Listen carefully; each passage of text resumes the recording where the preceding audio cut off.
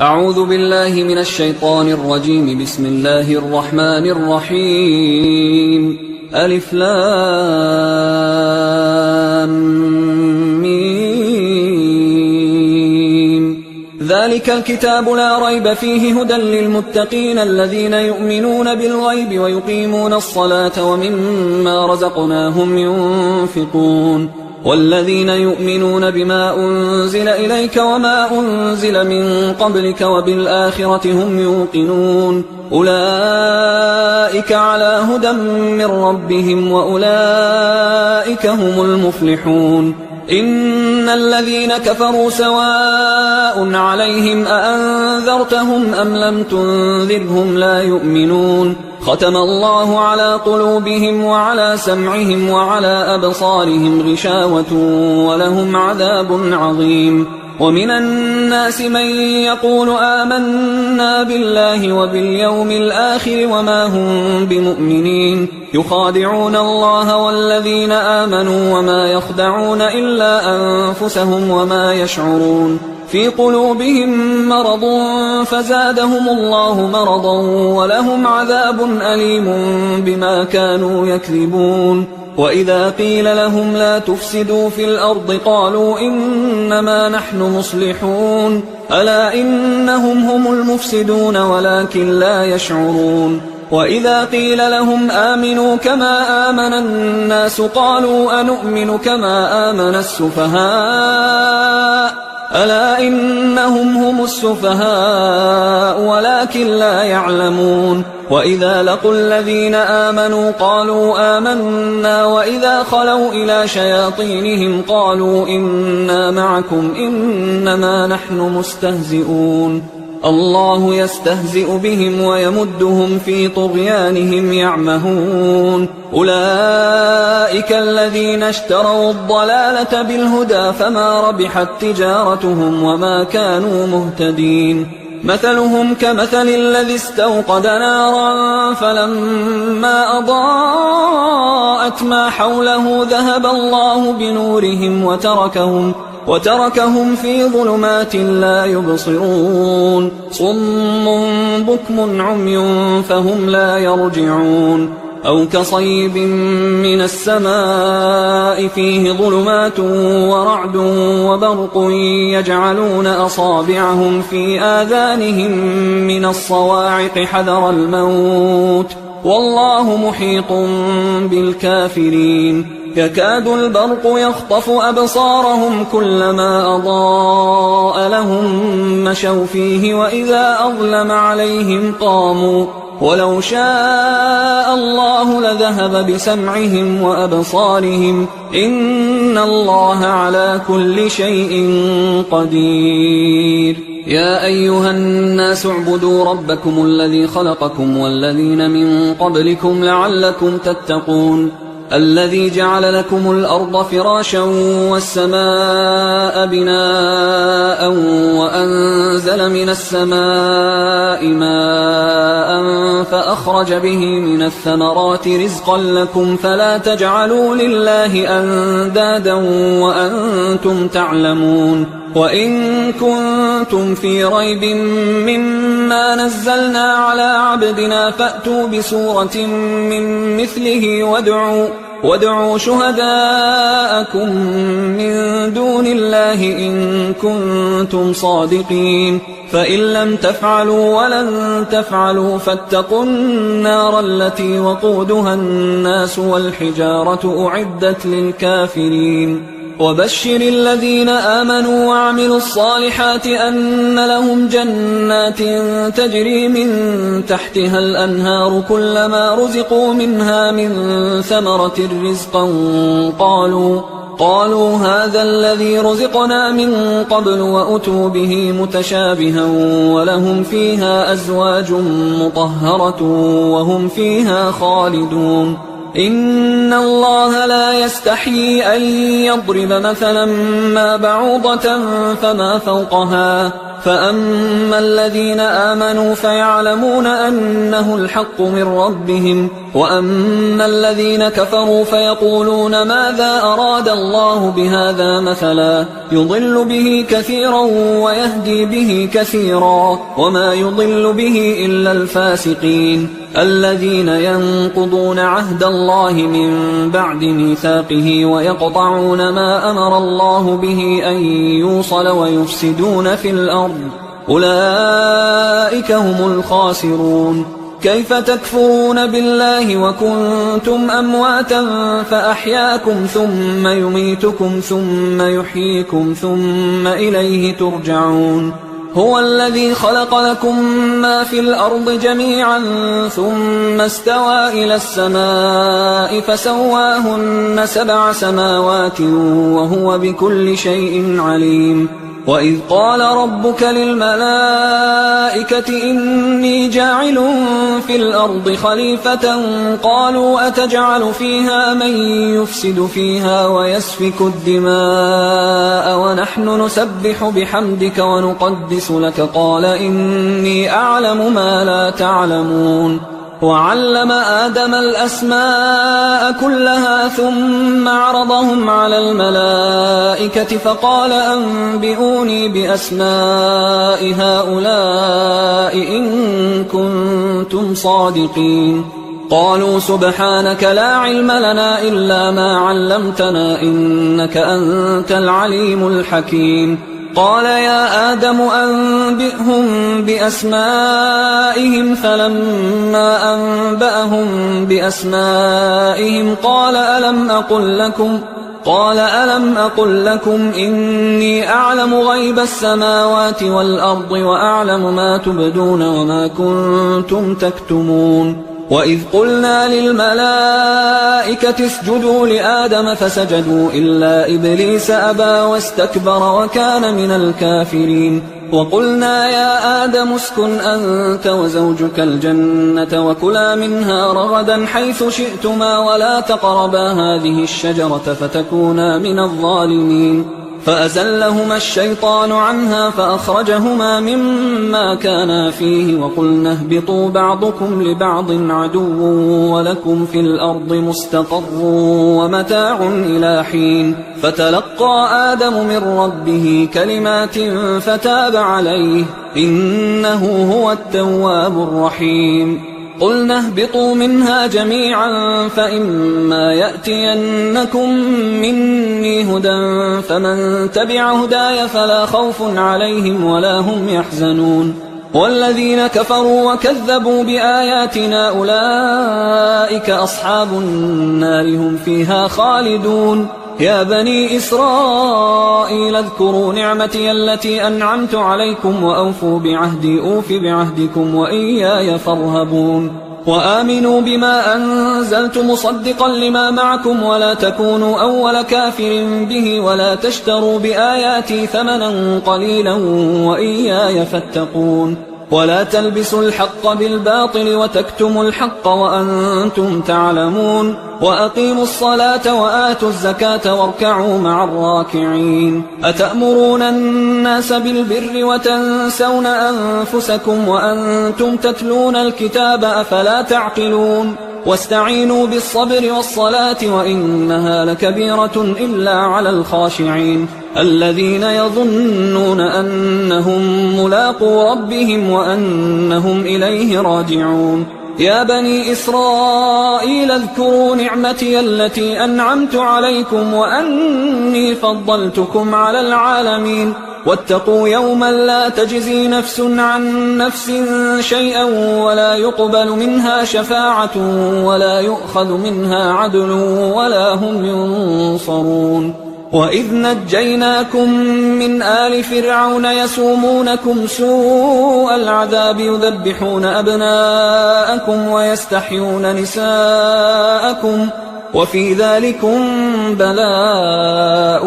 من ربكم عظيم. وإذ فرقنا بكم البحر فأنجيناكم وأغرقنا آل فرعون وأنتم تنظرون. وإذ واعدنا موسى 40 ليلة ثم اتخذتم العجل من بعده وأنتم ظالمون. ثم عفونا عنكم من بعد ذلك لعلكم تشكرون وإذ آتينا موسى الكتاب والفرقان لعلكم تهتدون وإذ قال موسى لقومه يا قوم إنكم ظلمتم أنفسكم باتخاذكم العجل فتوبوا إلى بارئكم فاقتلوا أنفسكم ذلكم خير لكم عند بارئكم فتاب عليكم إنه هو التواب الرحيم وإذ قلتم يا موسى لن نؤمن لك حتى نرى الله جهرة فأخذتكم الصاعقة وأنتم تنظرون ثم بعثناكم من بعد موتكم لعلكم تشكرون وظللنا عليكم الغمام وأنزلنا عليكم المن والسلوى كلوا من طيبات ما رزقناكم وما ظلمونا ولكن كانوا أنفسهم يظلمون وإذ قلنا ادخلوا هذه القرية فكلوا منها حيث شئتم رغدا وادخلوا الباب سجدا وقولوا حطة نغفر لكم خطاياكم وسنزيد المحسنين فبدل الذين ظلموا قولا غير الذي قيل لهم فأنزلنا على الذين ظلموا رجزا من السماء بما كانوا يفسقون وإذ استسقى موسى لقومه فقلنا اضرب بعصاك الحجر فانفجرت منه 12 عينا قد علم كل أناس مشربهم كلوا واشربوا من رزق الله ولا تعثوا في الأرض مفسدين وإذ قلتم يا موسى لن نصبر على طعام واحد فادع لنا ربك يخرج لنا مما تنبت الأرض من بقلها وقثائها وفومها وعدسها وبصلها قال أتستبدلون الذي هو أدنى بالذي هو خير اهبطوا مصرا فإن لكم ما سألتم وضربت عليهم الذلة والمسكنة وباءوا بغضب من الله ذلك بأنهم كانوا يكفرون بآيات الله ويقتلون النبيين بغير الحق ذلك بما عصوا وكانوا يعتدون إن الذين آمنوا والذين هادوا والنصارى والصابئين من آمن بالله واليوم الآخر وعمل صالحا فلهم أجرهم عند ربهم ولا خوف عليهم ولا هم يحزنون وإذ أخذنا ميثاقكم ورفعنا فوقكم الطور خذوا ما آتيناكم بقوة واذكروا ما فيه لعلكم تتقون ثم توليتم من بعد ذلك فلولا فضل الله عليكم ورحمته لكنتم من الخاسرين ولقد علمتم الذين اعتدوا منكم في السبت فقلنا لهم كونوا قردة خاسئين فجعلناها نكالا لما بين يديها وما خلفها وموعظة للمتقين وإذ قال موسى لقومه إن الله يأمركم أن تذبحوا بقرة قالوا أتتخذنا هزوا قال أعوذ بالله أن أكون من الجاهلين قالوا ادع لنا ربك يبين لنا ما هي قال إنه يقول إنها بقرة لا فارض ولا بكر عوان بين ذلك فافعلوا ما تؤمرون قالوا ادع لنا ربك يبين لنا ما لونها قال إنه يقول إنها بقرة صفراء فاقع لونها تسر الناظرين قالوا ادع لنا ربك يبين لنا ما هي إن البقرة شابه علينا وإنا إن شاء الله لمهتدون قال إنه يقول إنها بقرة لا ذلول تثير الأرض ولا تسقي الحرث مسلمة لا شية فيها قالوا الآن جئت بالحق فذبحوها وما كادوا يفعلون وإذ قتلتم نفسا فادارأتم فيها والله مخرج ما كنتم تكتمون فقلنا اضربوه ببعضها كذلك يحيي الله الموتى ويريكم آياته لعلكم تعقلون ثم قست قلوبكم من بعد ذلك فهي كالحجارة أو أشد قسوة وإن من الحجارة لما يتفجر منه الأنهار وإن منها لما يشقق فيخرج منه الماء وإن منها لما يهبط من خشية الله وما الله بغافل عما تعملون أفتطمعون أن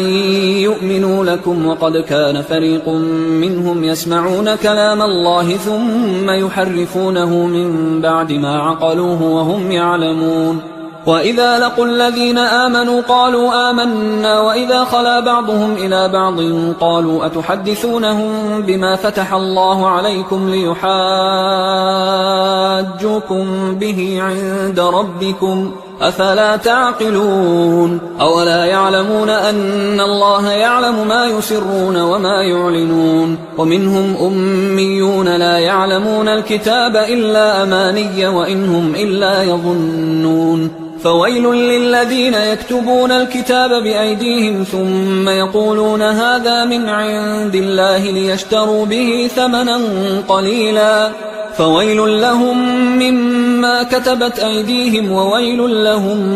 مما يكسبون وقالوا لن تمسنا النار إلا أياما معدودة قل أتخذتم عند الله عهدا فلن يخلف الله عهده أم تقولون على الله ما لا تعلمون بلى من كسب سيئة وأحاطت به خطيئته فأولئك أصحاب النار هم فيها خالدون والذين آمنوا وعملوا الصالحات أولئك أصحاب الجنة هم فيها خالدون وإذ أخذنا ميثاق بني إسرائيل لا تعبدون إلا الله وبالوالدين إحسانا وذي القربى واليتامى والمساكين وقولوا للناس حسنا وأقيموا الصلاة وآتوا الزكاة ثم توليتم إلا قليلا منكم وأنتم معرضون وإذ أخذنا ميثاقكم لا تسفكون دماءكم ولا تخرجون أنفسكم من دياركم ثم أقررتم وأنتم تشهدون ثم أنتم هؤلاء تقتلون أنفسكم وتخرجون فريقا منكم من ديارهم تظاهرون عليهم بالإثم والعدوان وإن يأتوكم أسارى تفادوهم وهو محرم عليكم إخراجهم أفتؤمنون ببعض الكتاب وتكفرون ببعض فما جزاء من يفعل ذلك منكم إلا خزي في الحياة الدنيا ويوم القيامة يردون إلى أشد العذاب وما الله بغافل عما تعملون أولئك الذين اشتروا الحياة الدنيا بالآخرة فلا يخفف عنهم العذاب ولا هم ينصرون ولقد آتينا موسى الكتاب وقفينا من بعده بالرسل وآتينا عيسى ابن مريم البينات وأيدناه بروح القدس أفكلما جاءكم رسول بما لا تهوى أنفسكم استكبرتم ففريقا كذبتم وفريقا تقتلون وقالوا قلوبنا غلف بل لعنهم الله بكفرهم فقليلا ما يؤمنون ولما جاءهم كتاب من عند الله مصدق لما معهم وكانوا من قبل يستفتحون على الذين كفروا فلما جاءهم ما عرفوا كفروا به فلعنة الله على الكافرين بئس ما اشتروا به أنفسهم أن يكفروا بما أنزل الله بغيا أن ينزل الله من فضله على من يشاء من عباده فباءوا بغضب على غضب وللكافرين عذاب مهين وإذا قيل لهم آمنوا بما أنزل الله قالوا نؤمن بما أنزل علينا ويكفرون بما وراءه وهو الحق مصدقا لما معهم قل فلم تقتلون أنبياء الله من قبل إن كنتم مؤمنين ولقد جاءكم موسى بالبينات ثم اتخذتم العجل من بعده وأنتم ظالمون وإذ أخذنا ميثاقكم ورفعنا فوقكم الطور خذوا ما آتيناكم بقوة واسمعوا قالوا سمعنا وعصينا وأشربوا في قلوبهم العجل بكفرهم قل بئس ما يأمركم به إيمانكم إن كنتم مؤمنين قل إن كانت لكم الدار الآخرة عند الله خالصة من دون الناس فتمنوا الموت إن كنتم صادقين ولن يتمنوه أبدا بما قدمت أيديهم والله عليم بالظالمين ولتجدنهم أحرص الناس على حياة ومن الذين أشركوا يود أحدهم لو يعمر 1000 سنة وما هو بمزحزحه من العذاب أن يعمر والله بصير بما يعملون قل من كان عدوا لجبريل فإنه نزله على قلبك بإذن الله مصدقا لما بين يديه وهدى وبشرى للمؤمنين من كان عدوا لله وملائكته ورسله وجبريل وميكال فإن الله عدو للكافرين ولقد أنزلنا إليك آيات بينات وما يكفر بها إلا الفاسقون أوكلما عاهدوا عهدا نبذه فريق منهم بل أكثرهم لا يؤمنون ولما جاءهم رسول من عند الله مصدق لما معهم نبذ فريق من الذين أوتوا الكتاب كتاب الله وراء ظهورهم كأنهم لا يعلمون واتبعوا ما تتلو الشياطين على ملك سليمان وما كفر سليمان ولكن الشياطين كفروا يعلمون الناس السحر وما أنزل على الملكين ببابل هاروت وماروت وما يعلمان من أحد حتى يقولا إنما نحن فتنة فلا تكفر فيتعلمون منهما ما يفرقون به بين المرء وزوجه وما هم بضارين به من أحد إلا بإذن الله ويتعلمون ما يضرهم ولا ينفعهم ولقد علموا لمن اشتراه ما له في الآخرة من خلاق ولبئس ما شروا به أنفسهم لو كانوا يعلمون ولو أنهم آمنوا واتقوا لمثوبة من عند الله خير لو كانوا يعلمون يا أيها الذين آمنوا لا تقولوا راعنا وقولوا انظرنا واسمعوا وللكافرين عذاب أليم ما يود الذين كفروا من أهل الكتاب ولا المشركين أن ينزل عليكم من خير من ربكم والله يختص برحمته من يشاء والله ذو الفضل العظيم ما ننسخ من آية أو ننسها نأت بخير منها أو مثلها ألم تعلم أن الله على كل شيء قدير ألم تعلم أن الله له ملك السماوات والأرض وما لكم من دون الله من ولي ولا نصير أم تريدون أن تسألوا رسولكم كما سئل موسى من قبل ومن يتبدل الكفر بالإيمان فقد ضل سواء السبيل ود كثير من أهل الكتاب لو يردونكم من بعد إيمانكم كفارا حسدا من عند أنفسهم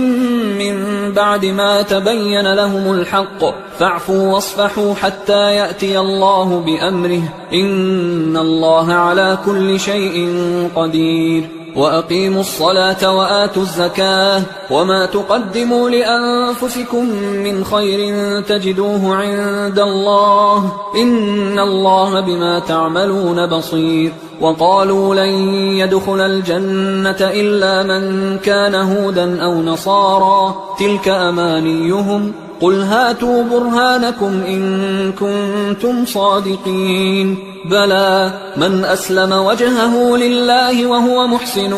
فله أجره عند ربه ولا خوف عليهم ولا هم يحزنون وقالت اليهود ليست النصارى على شيء وقالت النصارى ليست اليهود على شيء وهم يتلون الكتاب كذلك قال الذين لا يعلمون مثل قولهم فالله يحكم بينهم يوم القيامة فيما كانوا فيه يختلفون ومن أظلم ممن منع مساجد الله أن يذكر فيها اسمه وسعى في خرابها أولئك ما كان لهم أن يدخلوها إلا خائفين لهم في الدنيا خزي ولهم في الآخرة عذاب عظيم ولله المشرق والمغرب فأينما تولوا فثم وجه الله إن الله واسع عليم وقالوا اتخذ الله ولدا سبحانه بل له ما في السماوات والأرض كل له قانتون بديع السماوات والأرض وإذا قضى أمرا فإنما يقول له كن فيكون وقال الذين لا يعلمون لولا يكلمنا الله أو تأتينا آية كذلك قال الذين من قبلهم مثل قولهم تشابهت قلوبهم قد بينا الآيات لقوم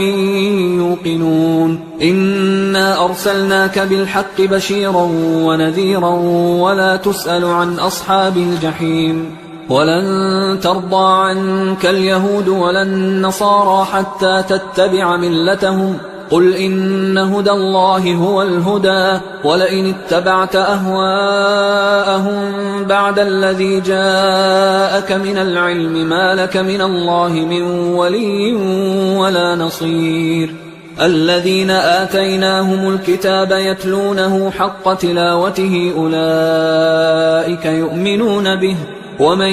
يكفر به فأولئك هم الخاسرون يا بني إسرائيل اذكروا نعمتي التي أنعمت عليكم وأني فضلتكم على العالمين واتقوا يوما لا تجزي نفس عن نفس شيئا ولا يقبل منها عدل ولا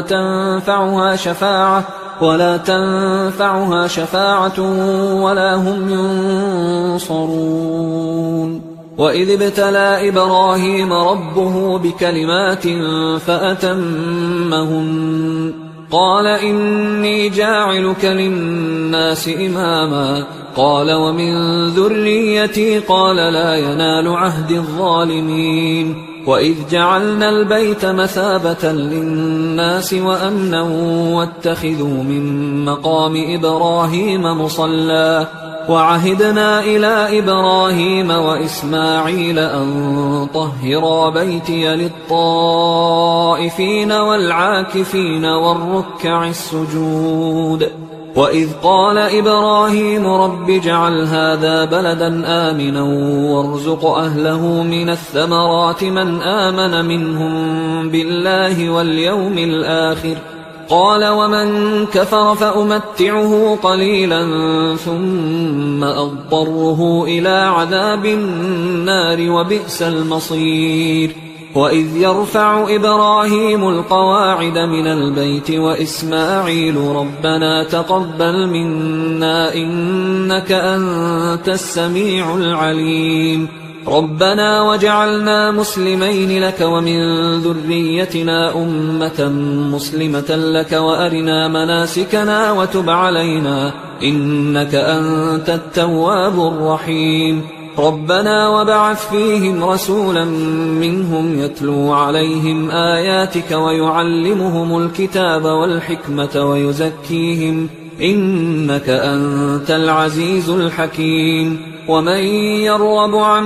ملة إبراهيم إلا من سفه نفسه ولقد اصطفيناه في الدنيا وإنه في الآخرة لمن الصالحين إذ قال له ربه أسلم قال أسلمت لرب العالمين. ووصى بها إبراهيم بنيه ويعقوب يا بني إن الله اصطفى لكم الدين فلا تموتن إلا وأنتم مسلمون. أم كنتم شهداء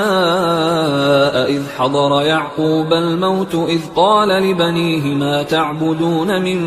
بعدي قالوا نعبد إلهك وإله آبائك إبراهيم وإسماعيل وإسحاق إلها واحدا ونحن له مسلمون. تلك أمة قد خلت لها ما كسبت ولكم ما كسبتم ولا تسألون عما كانوا يعملون. وقالوا كونوا هودا أو نصارى تهتدوا قل بل ملة إبراهيم حنيفا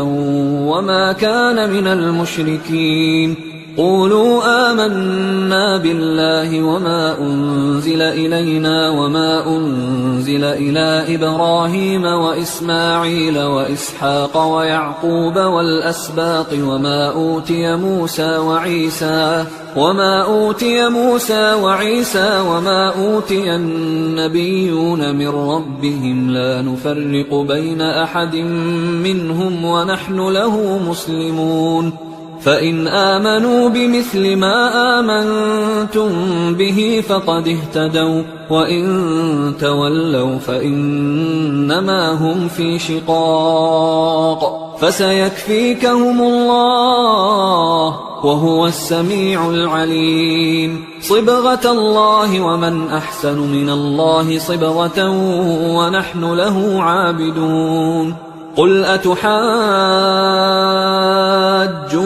في الله وهو ربنا وربكم ولنا أعمالنا ولكم أعمالكم ونحن له مخلصون. أم تقولون إن إبراهيم وإسماعيل وإسحاق ويعقوب والأسباط كانوا هودا أو نصارى قل أأنتم أعلم أم الله ومن أظلم ممن كتم شهادة عنده من الله وما الله بغافل عما تعملون. تلك أمة قد خلت لها ما كسبت ولكم ما كسبتم ولا تسألون عما كانوا يعملون. سيقول السفهاء من الناس ما ولاهم عن قبلتهم التي كانوا عليها قل لله المشرق والمغرب يهدي من يشاء إلى صراط مستقيم. وكذلك جعلناكم أمة وسطا لتكونوا شهداء على الناس ويكون الرسول عليكم شهيدا. وما جعلنا القبلة التي كنت عليها إلا لنعلم من يتبع الرسول ممن ينقلب على عقبيه وإن كانت لكبيرة إلا على الذين هدى الله وما كان الله ليضيع إيمانكم إن الله بالناس لرؤوف رحيم. قد نرى تقلب وجهك في السماء فلنولينك قبلة ترضاها فول وجهك شطر المسجد الحرام وحيث ما كنتم فولوا وجوهكم شطره وإن الذين أوتوا الكتاب ليعلمون أنه الحق من ربهم وما الله بغافل عما يعملون. ولئن أتيت الذين أوتوا الكتاب بكل آية ما تبعوا قبلتك وما أنت بتابع قبلتهم وما بعضهم بتابع قبلة بعض ولئن اتبعت أهواءهم من بعد ما جاءك من العلم إنك إذا لمن الظالمين. الذين آتيناهم الكتاب يعرفونه كما يعرفون أبناءهم وإن فريقا منهم ليكتمون الحق وهم يعلمون الحق من ربك فلا تكونن من الممترين ولكل وجهة هو موليها فاستبقوا الخيرات أينما تكونوا يأت بكم الله جميعا إن الله على كل شيء قدير ومن حيث خرجت فول وجهك شطر المسجد الحرام وإنه للحق من ربك وما الله بغافل عما تعملون ومن حيث خرجت فول وجهك شطر المسجد الحرام وحيث ما كنتم فولوا وجوهكم شطره لئلا يكون للناس عليكم حجة إلا الذين ظلموا منهم فلا تخشوهم واخشوني ولأتم نعمتي عليكم ولعلكم تهتدون كما أرسلنا فيكم رسولا منكم يتلو عليكم آياتنا ويزكيكم ويعلمكم الكتاب والحكمة ويعلمكم ما لم تكونوا تعلمون فاذكروني أذكركم واشكروا لي ولا تكفرون يا أيها الذين آمنوا استعينوا بالصبر والصلاة إن الله مع الصابرين ولا تقولوا لمن يقتل في سبيل الله أموات بل أحياء ولكن لا تشعرون ولنبلونكم بشيء من الخوف والجوع ونقص من الأموال والأنفس والثمرات وبشر الصابرين الذين إذا أصابتهم مصيبة قالوا إنا لله وإنا إليه راجعون أولئك عليهم صلوات من ربهم ورحمة وأولئك هم المهتدون إن الصفا والمروة من شعائر الله فمن حج البيت أو اعتمر فلا جناح عليه أن يطوف بهما ومن تطوع خيرا فإن الله شاكر عليم إن الذين يكتمون ما أنزلنا من البينات والهدى من بعد ما بيناه للناس في الكتاب أولئك يلعنهم الله ويلعنهم اللاعنون إلا الذين تابوا وأصلحوا وبينوا فأولئك أتوب عليهم وأنا التواب الرحيم إن الذين كفروا وماتوا وهم كفار أولئك عليهم لعنة الله والملائكة والناس أجمعين خالدين فيها لا يخفف عنهم العذاب ولا هم ينظرون وإلهكم إله واحد لا إله إلا هو الرحمن الرحيم إن في خلق السماوات والأرض واختلاف الليل والنهار والفلك التي تجري في البحر بما ينفع الناس وما أنزل الله من السماء من ماء فأحيا به الأرض بعد موتها وبث فيها من كل دابة وتصريف الرياح والسحاب المسخر بين السماء والأرض لآيات لقوم يعقلون ومن الناس من يتخذ من دون الله أندادا يحبونهم كحب الله والذين آمنوا أشد حبا لله ولو يرى الذين ظلموا إذ يرون العذاب أن القوة لله جميعا وأن الله شديد العذاب إذ تبرأ الذين اتبعوا من الذين اتبعوا ورأوا العذاب وتقطعت بهم الأسباب وقال الذين اتبعوا لو أن لنا كرة فنتبرأ منهم كما تبرأوا منا كذلك يريهم الله أعمالهم حسرات عليهم وما هم بخارجين من النار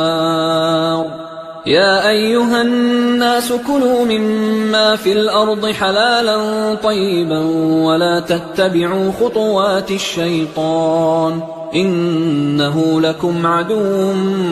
مبين إنما يأمركم بالسوء والفحشاء وأن تقولوا على الله ما لا تعلمون وإذا قيل لهم اتبعوا ما أنزل الله قالوا بل نتبع ما ألفينا عليه آباءنا